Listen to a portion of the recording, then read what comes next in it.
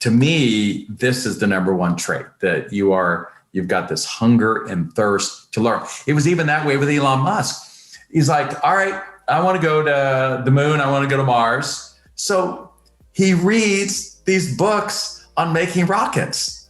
And as the story goes, the guy that wrote the book, then Elon reaches out to him, and this guy's like, he literally a rocket scientist. He's like, I can't believe that this entrepreneur is actually, picking my brain and talking to me and all of that. Elon, like Mark Cuban, Mark said, I won in the IT space because I was willing to read the manual and nobody else would. And then I just started implementing all those new technologies.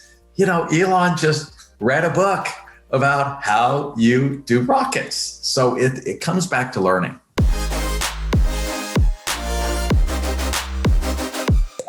Today we're talking with Verne Harnish, who's the author of 2 books. The first book is Mastering the Rockefeller Habits. The second book is Scaling Up. He's the founder and CEO of Scaling Up, a Gazelles company, and he's the founder of the Entrepreneurs Organization. Today we'll be talking about how to scale up a company, how a few companies make it and the rest don't. And just quickly, before we get started, make sure to go ahead and hit that subscribe button so that you get the latest episodes as soon as they're released. Now let's get into it. Welcome, Verne. Well, glad to be here, Alex. And you know what, you and I were talking, let's just hit a topic right away, and that's pricing. One of the ones that I think business owners never focus enough on is price. We're so, hung up on the cost side of the business. And we have for 50 years because there was actually more demand than supply. And so, look, if you just kind of showed up, you got the business. But now there's more demand. I mean, there was more supply than demand. Now there's more demand. And all the unicorns, people are always talking about, all right, how do these companies get to $1 billion, in about half the time it used to take? And one of the things that's unique is they're all focused more on the demand side, Alex, than they are on the supply side. They don't actually supply anything. And it's their deep understanding of the demand side, the customer's need, where they were just before they're about to buy your product. And they use that knowledge in order to set price. So if you look at the wealthiest guy on the planet next to Putin, Jeff Bezos or Elon Musk, who's right up there right now, price is changing by the minute. My book has varied in price from like $16 and change to it's sitting at a ridiculous $23 right now. And it's a paperback, but there's such demand that they know that they can actually command that. And so we've really been encouraging business leaders to really focus instead of just licking their finger and putting it to the wind and get more focus on the price side. And the reason we get it wrong is because we're selling to people, even in a business to business, we're selling to people. And guess what we've learned? People are not logical. They're psychological. And so I've got a couple of stories and resources, but let you jump in there. Oh, no, please. Let's start with the stories. Let's start with the stories straight up because I've got a few questions, but I want to hear this story first. Yeah. So, the godfather of influence, Robert Cialdini, and I do hope all of your listeners, watchers have read his book, Influence, these 6 ways that you actually influence anyone to do anything. And they looked at a wine list at a typical restaurant. I was down in León, Mexico, a couple months ago, out to lunch with one of our clients, and they gave us the wine list. And sure enough, it was listed from least expensive to most expensive wine. And what Robert found is all you had to do was reverse the list and put the most expensive at the top and the least expensive, and revenue would jump on average about 26%. You didn't change a wine, you didn't change a price. And then if you anchored that with 2 or 3 really expensive bottles of wine, you could pull, Alex, revenue up like 250%. It's not logical. And so just before this crisis hit, I was in Shanghai again. I go to China once a year. And a year ago, we launched this book in Mandarin. And my day chair was a guy named Adrian Wall. And we can talk about how you need to state your strategy simply. He's got a very simple strategy, a taste of New York in Shanghai. And so he's gone to New York City and made friends of these iconic families that have these iconic single brands like Joe's Pizza, where there'll be a line out the door even right now because of takeout.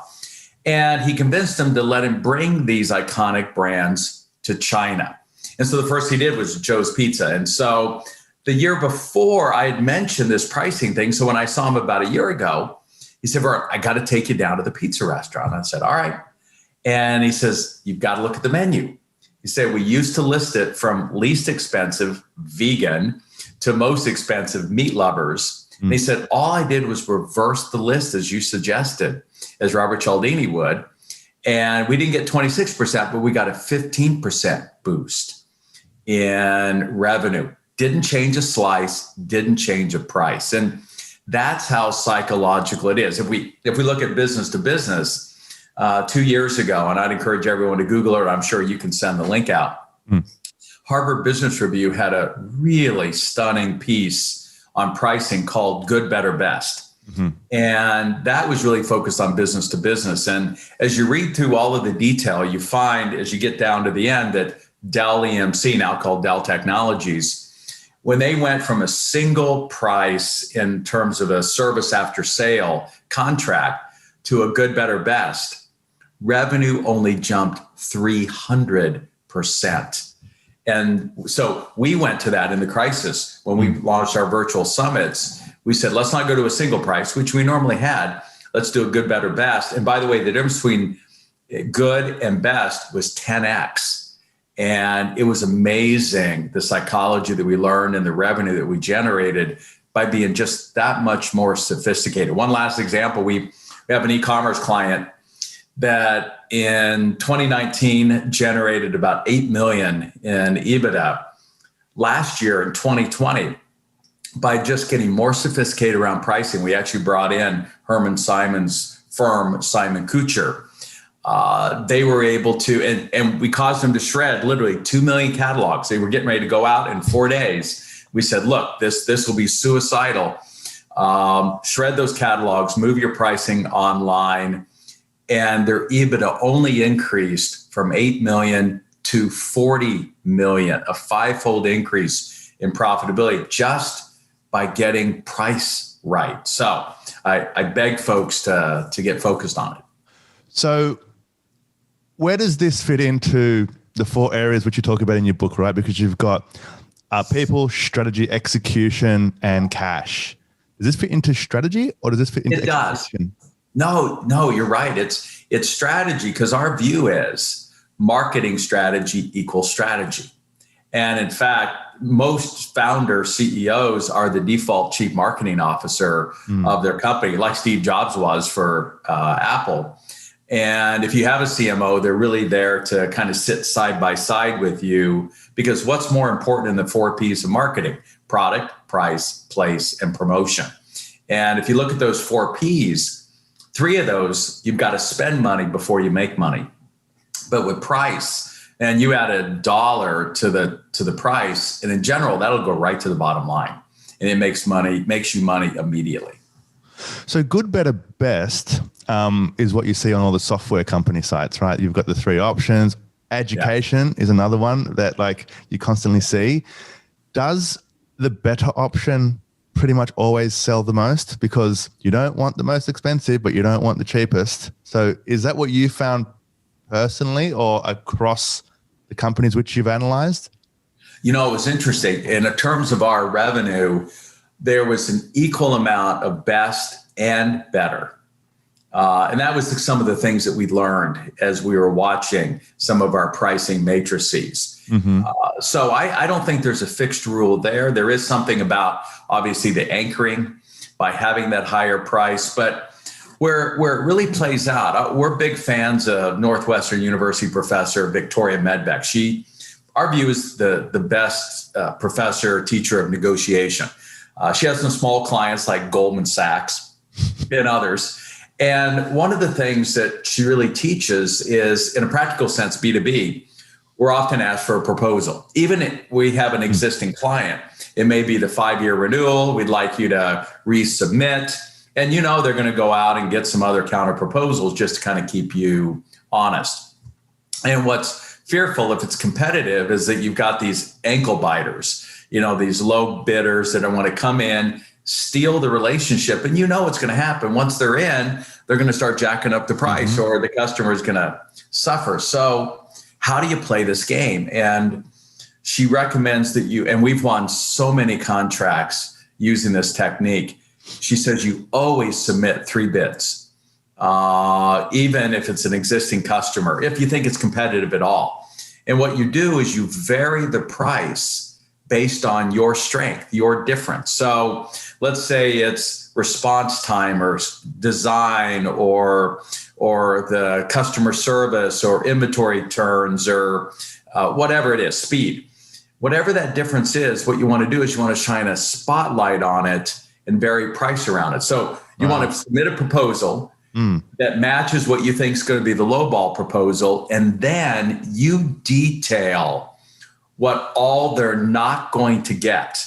Because one of Cialdini's principles is do more to avoid a loss than to get a gain. Hey, we can offer you this price, but you're not going to get same day. You're not going to get customer service, but FAQs. You're not going to get a turnaround of a design, but maybe for 2 weeks. You're not going to. Then you say, for this price, maybe it's the better price, you'll get next day response, next day turns, next day design. But if you want it in 2 hours, and this is where data is helpful, and you could say in the last 5 years that we've worked with your firm, your people have required a 2-hour response in order to serve your customers 86% of the time. If you still want that, this is what the price is going to be. And now a couple of things happen. If you submit 3 bids, you get it out of the hands of the purchasing agents because they don't know what to do with this. And so they're going to escalate it. And you always want your deal escalated inside the organization. Number 2, you're going to get them to start to question the low bidders. Wait a second. You didn't mention anything about this laundry list of other stuff. And you know they haven't. They're just hoping it doesn't get brought up. And so you cause those conversations to occur. And then number 3, if they go ahead and go with the low bidder, you know what it tells you? They don't value the difference you bring to the marketplace. So go find customers who do. And you don't want all the customers anyway, but the most major companies in the world only have 7, 8, 9%. Apple at $2 trillion only has 14% global market share. 86% of folks still don't get their phones and other devices. So go after the customers who value what you bring to the table and use pricing to really sort that out. That's genius, first of all. I have been in business for a long time, and I've never heard that for a proposal strategy, because it's always the case where you know they're going to be bidding less than you and they're going to be offering a lower service in terms of the features and the quality of the service and the support and so on. And yet you're kind of always stuck trying to guess. And so how would you, because I obviously have like a bunch of questions, but I'm super interested in this topic at the moment, but how would you approach pricing it so that the range between them is sufficient enough to be able to win the deal? Well, it depends on the industry, but the range isn't as much as you would think. They say you can generally premium price by about 13% without really having to justify it much more than that. But that's when you're kind of comparing apples to apples. If you've got just that little bit better. But we've seen where, look, they're going to go with you and you're twice the price. But it's clear that the value is 4x because you've really laid it out clearly. And that leads to another topic, if I can, and that's around the complex sale. We've just launched a masterclass with Jeff Toole around mastering the complex sale. And the reality is all sales have become complex in this environment. Yep. And what it suggests is, sales 1.0 was you show up and throw up. It was the old talking brochure. Sales 2.0 was my dear friend Neil Rackham's spin selling, where you went in with some very intelligent questions and you kind of dug under got under the hood and helped them really see that this massive problem you've got is this costly. And so our price relative to that is a great value. But Jeff really suggests that we're now in sales 3.0, which is, look, they don't have any time and they probably are clueless to all the problems that they're suffering because they don't have your product or service or the quality of your product or service. So you actually have to know more about the problem and its cost to them than they even know. Asking them a bunch of silly questions when they're clueless is just frustrating. And that's where I want to come back to it. The single most important function in scaling is marketing. If you had to throw all the others out, it's first and foremost marketing. And marketing's not glorified sales support. Marketing's job is to go figure out what are the best customers, who's got all the money, and what is the data behind the problem that we can solve. And we want to walk into that client and we want to present that in a way that they're like, you seem to know more about us than we do. And as a result, that's how you really gain trust. And they know that, hey, I guarantee you, if you know that much already about us, you're going to solve our problem. So that's really sales 3.0 that requires really strong marketing support. And that's sounds similar to account-based marketing, whereas there's a focus on a specific large organization and their focus. It seems like it's similar to that. The level of research that's required to be able to present a simple message, right? And so when you talk about marketing, you're talking about the research to the point of starting the promotion, but as well as the promotion itself. But the majority of that time is spent on the research, isn't it? It is. Get it right. Yeah, and figuring out who is the right customer and who should we target. And it is an analytical function. That's why we believe there's no such thing as a VP of sales and marketing. When we run into a client and they say that they've got this human, we know right there is an issue. Because I've not seen one human be able to do both of sales and marketing well, because they're two different personality types and two different skill sets. Yeah, right. So many questions for you now, Verne. You got me started now. When should a company then even start considering pricing strategy? Is that at a certain stage of growth? Like in the beginning, trying to figure stuff out, you hit to $1 million annual, then you got something.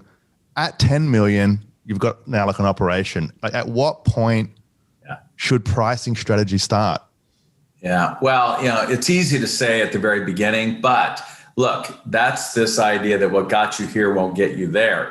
In the beginning, you're going to just do whatever you can to get to that first million in revenue. You just got to sell like hell. And we know that you may have had to get into the market by being the low ball pricer, by giving it away, just getting a foot in the door. I mean, we can use every cliche in the book.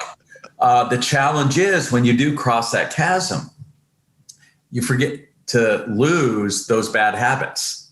And you continue to think that you have to be the low price competitor in the marketplace, while as you scale, you're piling on all these other costs. And so what ends up really happening is your gross margins get squeezed. So you may have the revenue, but your margin's gone, and that's a death knell. If there's a number you got to watch closer than anything else, it's gross margin. And because it's in the middle of the financial statements, it tends to get ignored by most CEOs and executive teams. So it's when you have finally figured out, after selling to every customer that you think will buy it, who's going to be your easiest, next best customer from a margin perspective and enthusiasm to buy your product or service. And then you begin to laser focus on that core customer. And now you can begin to play with pricing. But think about it again. These unicorns, let's take Uber or Lyft. A regular taxi is going to charge you the same per eighth of a mile. It may have a night charge or an airport charge, but it's pretty much the same. Uber and Lyft, they're demand-based pricing. I remember a year ago, you could get a cheap fare down to Denver from Boulder, but it was $235 if you want to get back. They knew you needed to get home. And even if you drove down, you've left your car and you got to get back, and they're going to charge you for it. And it's like the airlines. The seats used to be all the same price. Now, if you're on an airplane, I guarantee you, no two people paid the same price for what's essentially exactly the same product. A seat on that time on that airplane heading from point A to point B. Mm-hmm. And I think all of us have got to get more sophisticated in being more demand-based pricing instead of fixed pricing. Yeah, and before you spoke about to focus on the gross margin and kind of how important the selection of the customers are. And I think it was Michael Porter in his book Competitive Strategy that spoke about this in so much detail about like to know the place that you can compete, where customers are going to pay you like an amount of money that will allow you to compete and to scale faster, And so it's really interesting, that process of trying to identify that, because now you have to choose. And again, it comes back to research again, is to research. It's basically the data. And that's something which you speak about quite a lot, that is to have that data, is to have that information to guide the company forward. Yeah, and you need just not quantitative data, you need qualitative data. One of the areas that we really push our clients is to literally on a daily and weekly basis do what you should be doing, which is that market-facing activities of talking to customers, talk to employees, and shopping competitors. What Sam Walton did in his pickup truck and later his airplane as he was scaling up Walmart. And Sanjeev Mohanty, it's a story we've shared in the book. Sanjeev was given the job of leading Benetton in India. Already, a brand that hasn't been doing well, and it was really bad in his country. He had 104 stores, and he's competing with Levi Strauss, the number one fashion brand in the whole country. And so Sanjeev came in and said, "All right, I want to displace Levi Strauss." Now, this is a crazy notion, because it's kind of this specialty brand that's going to take on this general brand. But then he called us, send us a box of books, come on in, Verne. And the key thing we did is I recognized that he and his team had really had no contact, no sense of what was really happening in the marketplace and what was going on in his 104 stores. And so he put a card together at each cash register, had his picture on it, and said, "Look, if you have any problem, concern, idea, complaint, suggestion, email me." And here's his email address. And it was meant as much for the employees as it was the customers. And to a surprise, he was starting getting like 200 a day. Now he's got, tens of, hundreds of thousands of customers going through, but, he's getting 200 a day. So we really did three things that I thought were key. First, put a team together to look at all of those. Obviously, you want to respond to them. Number two, he looked at the subject lines of every one of those emails coming in. And it's like Warren Buffett reading the headlines of the newspapers around the world each morning to give him a feel for what was the psychology of the market. Sanjeev started to get a real feel for what was dynamically going on every day within his stores, depending on which store and employees or customers. So then, number three, he would choose one that caught his attention. And he would email the person and say, "Hey, can we have a phone conversation?" And look, most folks, to have a chance to talk to the CEO of kind of any company that's a brand, is going to relish that. And one of my favorite stories, it was a Saturday, and the subject line is acid wash jeans falling apart. Well, obviously that caught his attention, and he sees it's from like one of the top ministers of the country. So it's like, hey, there's an opportunity for me to kind of reach out, and he does, and they have a great conversation. He built a relationship there, and also discovered they must have had a manufacturing problem with that batch and got him pulled off the shelves quickly. But the long story short, he took that so-so brand and it became the number one fashion brand in India in less than 24 months. In fact, about a year ago, he won the Retail Icon Award in India. Now, who'd this upset? Levi Strauss. So where is he today? Levi Strauss. They're like, all right, that's the guy that beat us. And so they hired him. And today he runs half the globe for Levi Strauss. I suspect he will be CEO possibly sometime in the future. First thing he did is he called me up, Verne, need a box of books. When can you get to Bangalore to train our team? And I was set to be there last April, but some things happened. But it's that qualitative gathering of customer and employee input, like Apple gets every day on their stores, and Roger Hardy did when he created the largest e-commerce deal in the history of Canada. That habit is so critical. And so for the complex deals, it's on because they are often going to be the business-to-business sales. And so you need to get now in touch with more senior decision makers in a company to get and to interview them or to find a way to find out, their challenges, their problems, the things which they want. Have you seen any kind of interesting approaches to get in front of them? Because they're probably being kind of hounded every day by every supplier that wants to sell to them. Have you ever seen any interesting approaches there?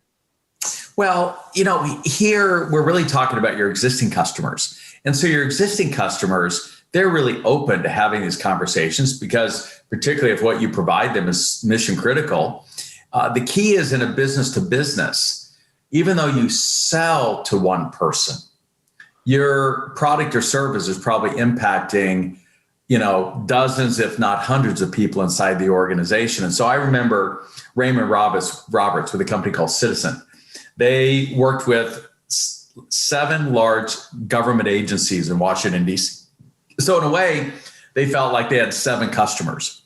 But the first thing we did was we put a theme together called CSI, Customer Satisfaction Investigation. We used the theme of the crime series CSI. And they began calling 20 people inside every day inside each of those government agencies that they felt were touched, frontline employees and others that were touched by the technologies that they were building, including the citizens that they serve. That's why the company was called Citizen. And it was crazy. I died of that for 90 days. And at the time they were about 20 million in revenue, 15 million, 20. They were on their way to 100 million. They didn't know if they could get there. After a diet of this for 90 days, they said the big thing we learned is there's about $87 million of additional business that we could possibly get within our existing 7 clients. We don't have to get an 8th, 9th, or 10th. And what an eye-opening experience that was. By the way, that launched them, and they were on their way to 100 million and then had a chance to exit beautifully, which we love to see as well. So it's existing customers. You've got to gather the intel in a different way if it's a prospect, because you're right. Otherwise, they're going to get bugged a lot. So what if it is a prospect and you're trying to get into these kind of more complex sales and you want to give them your 3 pricing strategy approach just in case it's off, right? How would you approach prospective companies? Yeah, it's interesting. You can intuit a lot of stuff by looking at their job postings on LinkedIn and other data scraping. So I think of Galson Neumann in Barcelona. They're an SEM shop. And how many SEM firms are there? Like one on every street corner. Exactly. So they decided first they wanted to be the luxury in that space. And first, they do everything different. They only hire PhDs in physics and mathematics. They're bringing a quant, like a Wall Street quant approach to the SEM space, which means that they don't maximize 10,000 or 100,000 keywords. They'll maximize upwards to 1 million plus. And so what they do before they go into like cars.com, which I can tell you, they land at, it's a $4 million a month account. And they won it on their first meeting. They were up against 23 other competitors. They won it on their first meeting. Is they go out and they scrape the internet for what they're already doing in SEM and intuiting the results they must be getting and the traffic they're getting and all of that data analytics. And they walk in with a report this big that shows, the tens of millions that they're spilling because they're not maximizing enough. And then they do some simulations and show what could be. And I'm telling you, they know more. And what they've learned is they can only go after clients that spend between 2 and 8 million a month. If it's more than that, then the company thinks they're smarter than them and they get embarrassed by the information. If it's less than 2 million, it's not enough keywords for them to really work their magic. So they've even learned what is their ideal core customer in this process. But that's kind of the backdoor way that you gather this intel. The other one is through your sales teams. It's amazing. One of the questions that we encourage salespeople to ask when they're out on a customer call or talking to a customer, or even in your own team, is what do you hear about our competitors? And I remember I'm calling Bill Ritchie one day, a client of ours and good friend, and I'm just checking in with him. I try to call one customer every week. And I'm like, so Bill, what are you hearing from our competitors? And he goes, well, Verne, it's interesting you ask. I got this proposal in from. And it's amazing how if you can find people that do business with the company that you want to go pitch, often they can give you real insights into that organization. So there's different ways that you can get it remember, all wars and all markets are won through intel. Whoever has the best intel wins. And that's what we're talking about here. That's great. Such a good point. Thank you for that. Like, I do want to come back to your point before about when you go from 0 to 1 and from 1 to 10 and from 10 to 100, 100 plus, you need to shed the old habits. The things that got you to that stage, they're not going to get you to the next stage. And so what are the key stages? Let's start with that. And then the habits that people need to shed.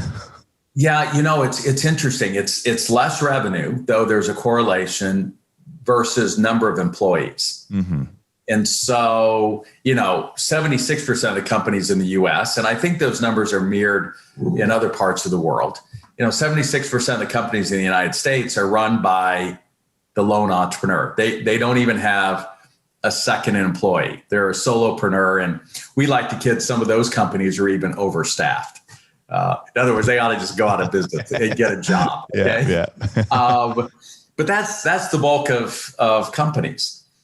Then you get up to kind of about 10, which generally is $1 million in revenue, what it takes for you to get into EO, the Entrepreneurs Organization.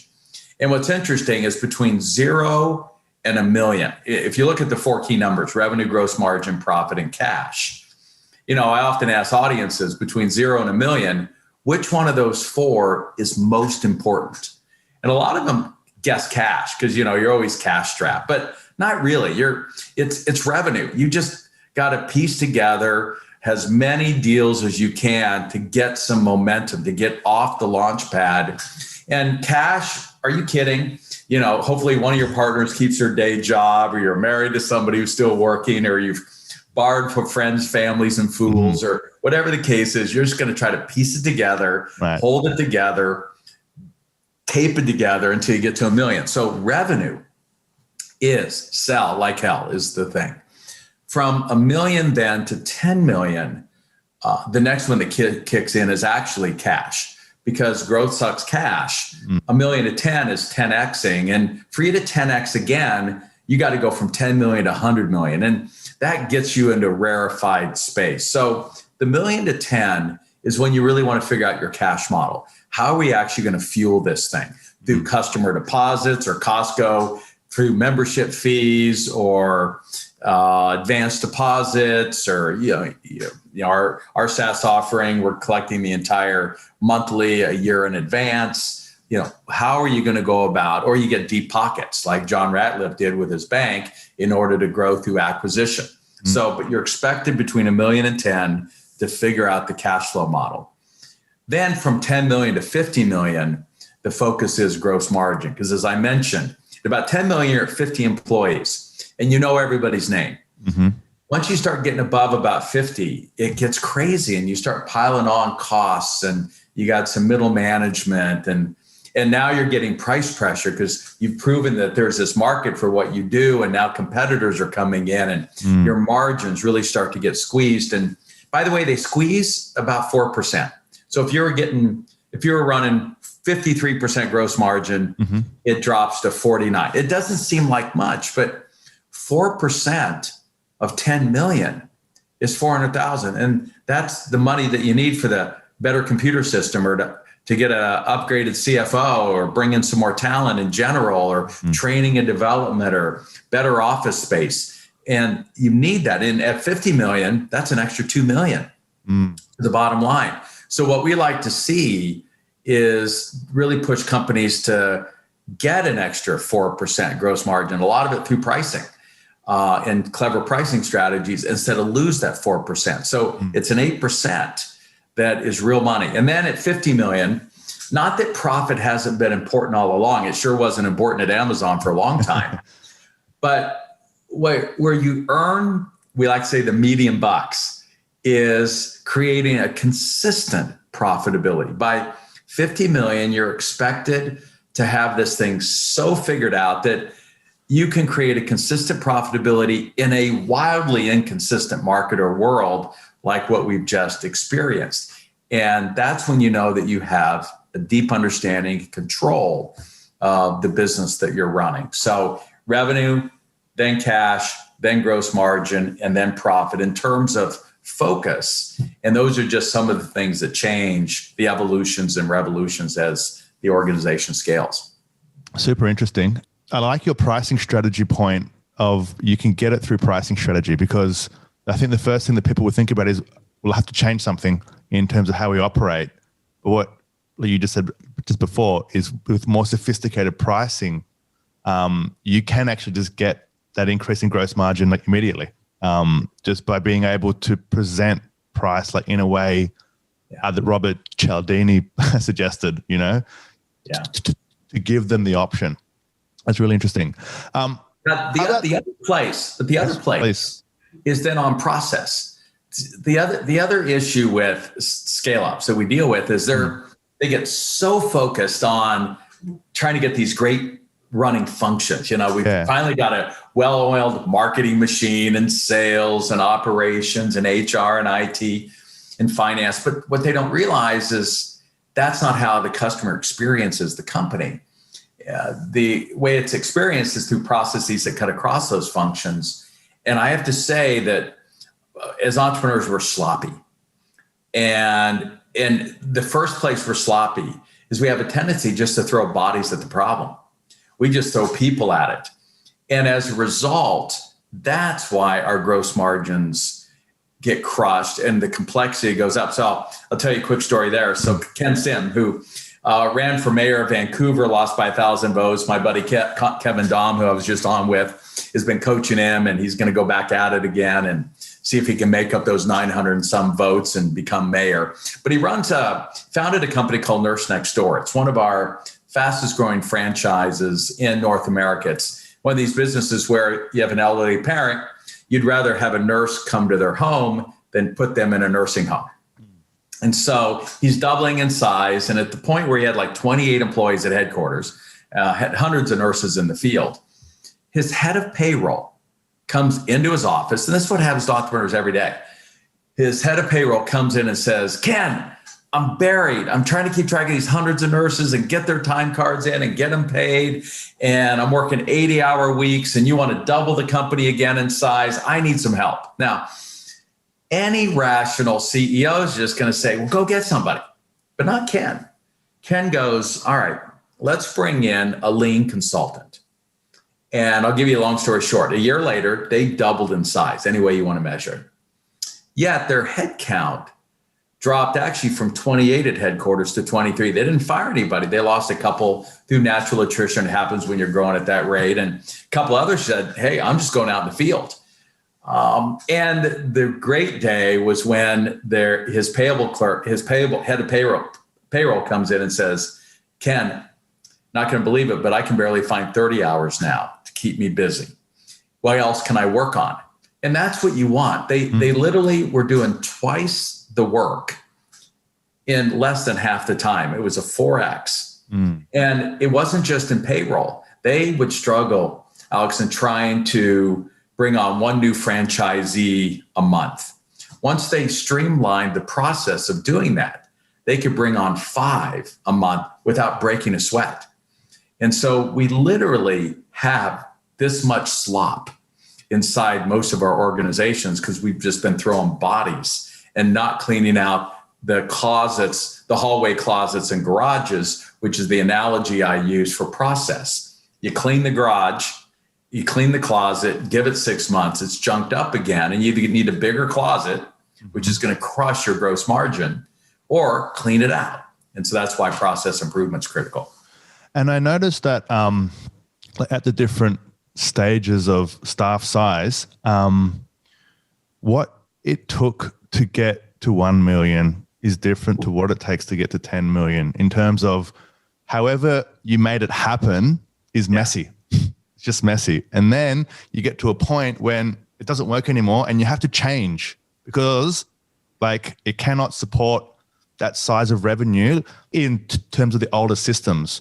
And so there are key points that happens. And is that at staff size? Is it like at 10 staff, 25 staff, at 50 staff, where you need to change how the staff are actually communicating with across the teams and the processes around it? Like, is that kind of what needs to happen, that there's certain shifts that happen at certain stages of growth? It is. And a lot of it has to do with the team size. It's why Jeff Bezos, often kids about the 2 pizza team, but you really don't want a team get any bigger than what 2 pizzas can feed. We've learned that the ideal team size is about 4 to 5 people. And if you start to add that 5th, 6th, 7th, all it does is drive productivity down and costs up. And so those are the kind of things in organizational design and others that you want to be cognizant of. And what's interesting is most folks haven't been educated around just these kind of fundamentals. And that's what you end up learning at the hard way is what happens. So yeah, staff size is the size and the number of people really is a key driver of when you need to make certain changes.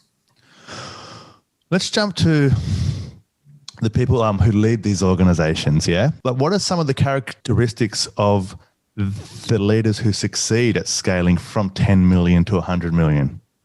Yeah, That's a special individual usually, and it's a special team, obviously. But if the leader is not there, it's like the founder leader or whatever, right? Then things don't happen. And so, what are some of the characteristics of those people who succeed? I can't say this is scientific at all. But what we've observed, and we've actually now select based on it, is first and foremost, they're learners. Leaders are readers. It was in my second book, Greatest Business Decisions, I highlighted a very important routine of Bill Gates, which was his Think Week. He had this tower of guilt like everyone else does. These books that people send you pile up and, read this article, watch this YouTube video. It's just, it just flows in. I've already thrown a lot at your audience. And so Bill would twice a year go hide out for a week, 18 hours a day, 7 days straight. He would plow through these PhD manuscripts, white papers. His teams would write on certain topics, books, articles. His record was 112. He actually kept track of it, measured it. 112 books, manuscripts, PhD thesis, white papers. And it was out of those that came the key ideas that it continued to keep. And to me, this is the most important word that kept Bill and Microsoft relevant. And that's what you're trying to do, is maintain relevancy to your marketplace, both as a leader and as a company providing products and services that are relevant to the current conditions. Eric Schmidt said the key when Michael Milken asked him on stage, and I'd shared the stage with him, how did you keep up with the Google boys? He said, look, I shut my BlackBerry off and read a book or two. I don't know if you saw BlackBerry's coming back in terms of a stock price. So it's not even an antiquated example. Mark Cuban, who I just emailed and asked for kind of a favor. Mark, this crazy billionaire that we think may run for president of the United States and whatever. I've known him since his early days running a little IT company in Dallas. And I didn't know until I read his book that since his 20s, he has read on average 3 hours every day. And all he's doing is looking for one idea that can help one of those 150 plus companies he either owns or is invested in. Even Mark Zuckerberg, picked up on Bill Gates' habit. And Bill's got his 50 books. He always puts out every year a book a week. Mark's did a book every 2 weeks. But it was Warren Buffett, when on the 50th anniversary of Berkshire Hathaway, they asked his partner, Charlie Munger, so Charlie, how's Warren done it? How did he crush the market by a factor of 10 for 5 decades? Now his last decade hasn't been that great, but we'll see. And Charlie didn't hesitate a moment. He goes, it's because of Warren's, no matter advanced age, his number one priority on quiet reading and thinking time. And we think that's absolutely one of the most important key performance indicators of leaders within organizations. So to me, this is the number one trait, that you've got this hunger and thirst to learn. It was even that way with Elon Musk. He's like, all right, I want to go to the moon. I want to go to Mars. So he reads these books on making rockets. And as the story goes, the guy that wrote the book, then Elon reaches out to him. And this guy's like, he literally a rocket scientist. He's like, I can't believe that this entrepreneur is actually, picking my brain and talking to me and all of that. Elon, like Mark Cuban, Mark said, I won in the IT space because I was willing to read the manual and nobody else would. And then I just started implementing all those new technologies. Elon just read a book about how you do rockets. So it comes back to learning. So learning is the key point there, because you think?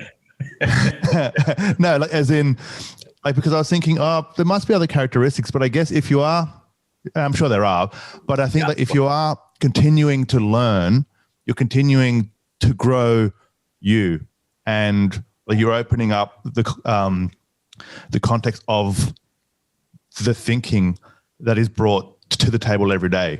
And as long as you take action, which I think people who read a lot of these types of books do, that's the key, because it's the fact that people have to change actually who they are at certain stages of their growth. And it's hard to just do it. It's so much easier to have other kind of external inputs kind of help you to get there. So I think that's a fabulous point. And then, I would add, when Scott Fuqua endorsed my book, Atlassian, and Mike and Scott, they were in my first workshop I ever hosted in Sydney in 2005. Back then, they only had 50 employees, if you can imagine. And today, 3,500, last I checked, market cap of 56 billion on the way to, they keep touching 60 billion now. And the guy still owns 75% of the company. You guys know that story better than anybody in Australia. But when he endorsed the back of the book, he said, really the two key characteristics were discipline. So you really have to be disciplined and focus. And they seem to be such trite concepts and generalistic concepts, but that's what we really unpacked in that first book, Mastering the Rockefeller Habits. Because I really saw John D. Rockefeller, the wealthiest guy in the history of the planet still today, in measure of percent GDP. First and foremost, being an accountant by training, he was super disciplined. And then it's this ability to know not the 10, not the 5, but the one thing. The one thing. Get done today. I mean, literally, the one thing you got to get done this week, the sprint, if you would, that drives Silicon Valley. And ultimately, what's the one thing you want to get done in the next 10 years, if not your life? And that discipline and focus tied to a thirst for learning, I think makes for a nice combination. Yeah, I mean, I would agree with that. Sometimes it is hard to focus. I'm sure that everybody knows that, especially in the world that we live in today. Let's talk about that world quickly just before we wrap up. In today's world, which is full of uncertainty and which is full of challenges, and where there is change happening in how consumers are spending and buying and what they are finding important, and there's so much changing. But what advice would you give to companies that are trying to figure out the best approach right now, the best thing to do right now to set themselves up for the next 2 to 5 years, depending on, how long this thing goes for? Yeah. Well, we have a tool for doing that we've actually been taking, hundreds of companies through. And it's a tool I developed called the SWOT. Everybody knows the SWOT: strengths, weakness, opportunities, and threats. And that's good for middle management to look at when you're trying to just fine tune your own company and your own industry. But in this case, you often have to build or rebuild the whole firm. And I use the analogy of building. And I thought it was interesting at the beginning of this crisis, Andreessen Horowitz, the number one VC in the world, said, Mark came out with a blog and it says it's time to build. And in fact, they changed. I just noticed it recently. Andreessen Horowitz has changed the tagline of their company to "it's time to build." And so if you're going to build something physically, a building, there are two things that are critical. You got to get the piers down to bedrock. You got to really know what is solid foundation. You got to build it on that. And then you got to get the roof on as quick as possible. And once those two things exist, you can kind of take your time if you need to build out the interior. And the equivalent of that is what we call the SWOT, your core strengths. What is it you're really good at? And then by understanding that, then you know how to pivot. And number two, what are your core weaknesses so that you avoid going and doing stupid stuff? It may look great, but you have no competency around it. That's the foundation upon which you have to build the future plan. And then what's the equivalent of roof? It's what we call the trends. All right, where are the trends? Not in your industry, but in general. And then you want to match your core competencies to those trends and say, all right, now what's the real opportunity that's available? And so that's really an exercise that we've been taking, again, hundreds of companies through to great success. It doesn't. Yeah, that's great. And so where can people find that information? You can go to scalingup.com and the name of the book. Yep. And you're going to see a picture of the book right in the banner. And next to it are some free links. There's free chapters, our barriers chapter, a chapter on how to do strategic planning with the sample one-page strategic plan. And you're going to see a link to the growth tools. And there are 19 languages. Just click on that. You do have to kind of give us your name and stuff so we can track it. But it's free in all those languages. And you're going to see the SWOT and our other tools that we're well known for right there in a packet that you can use for free. We're an open source company. Yeah, and fantastic information I can highly attest to. With the change happening right now, not everybody can win. Like that's just how it goes in competition in business. And so what are going to be the characteristics of the companies that win? Well, first it's first, they have a mentality of winning versus playing not to lose. You want to continue to play to win. And by the way, we've all seen it with our favorite sports teams. Here they've got a significant lead. And then what do? They start playing prevent defense. They change their game and they get slaughtered. They end up losing that soccer match or whatever it might be at the very end. So you've got to continue to play to win. So that's number one. Number two, I do think we need to keep all this in perspective. The global GDP was only about 34 trillion in the year 2000. That was just 20 years ago. The 2019, it was 88 trillion. It was on its way to tripling. And even if it were to collapse by 25%, and it hasn't anywhere in the world, you're still looking at a GDP that's twice what it was just 20 years ago. There's so much business to be had that I think it's only those who give up.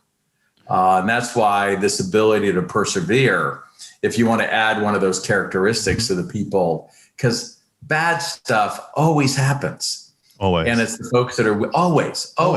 That's the one consistent in business. I can definitely say that. Yeah. And so we got a friend right now going through it. And if she doesn't get like 150 grand by tonight, and we're all like, scrambling to help her out. Yeah. But she's going to get it done because that's who she is as an entrepreneur.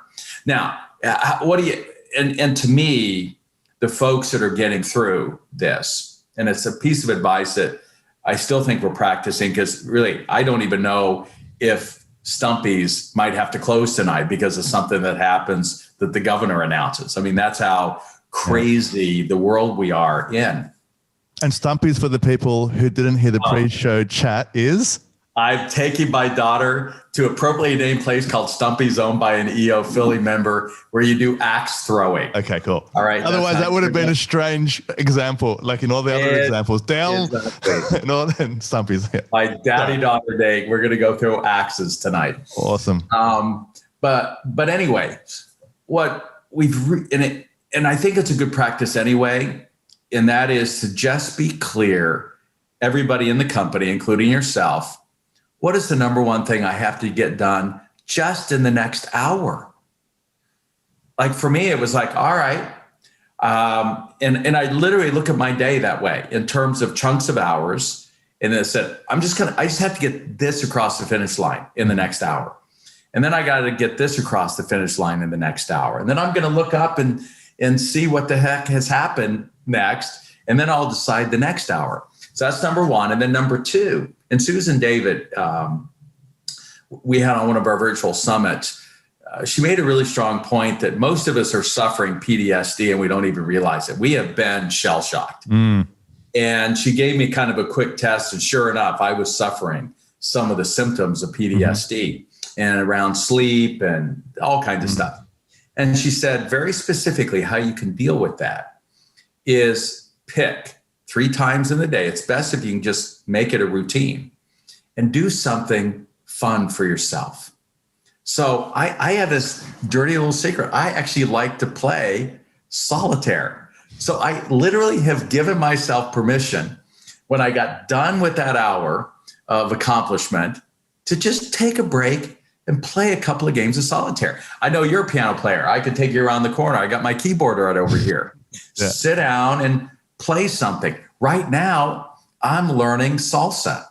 And so I'll get up and I'll practice a little bit of salsa. Yeah. And doing just something for yourself 2 or 3 times during the day really allows you to kind of push through all of this pain. So I'm being very literal about this process.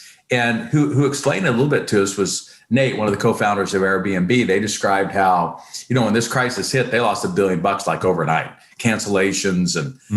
And so the first thing they did is they all went into, and our competitors don't teach this, and it drives me crazy. They went into the daily huddle, that routine, and many companies in the crisis went to twice a day. Their senior team met every day, 7 days a week. And that was the key, they said, to being able to get through all that. And as you know, about a month and a half ago, they went public very successfully. Yeah. And that daily huddle, I mean, like I said at the very start, that the book actually has influenced the success of Web Profits.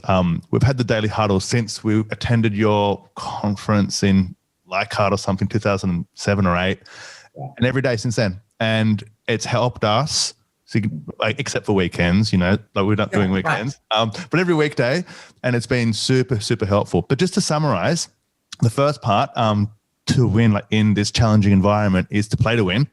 The second part is to complete stuff, just to complete something constantly.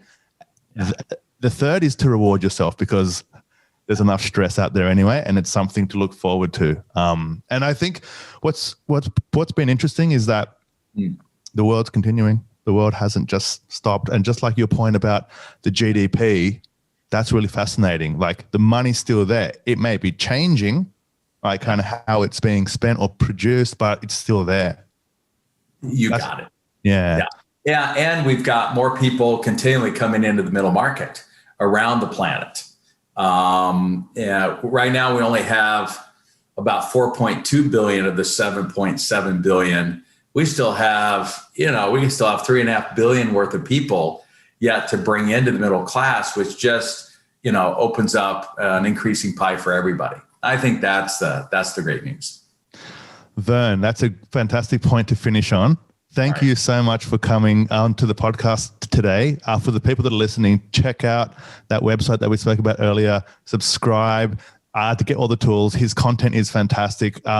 It does change companies in terms of how they operate. I mean, I'm sure you've heard about him, but if not, you should purchase the books. They're fantastic, and they're highly recommended. I can't speak highly enough of you. Thank you so much for coming on the podcast, Verne. It's been a pleasure. Alex, thank you so much.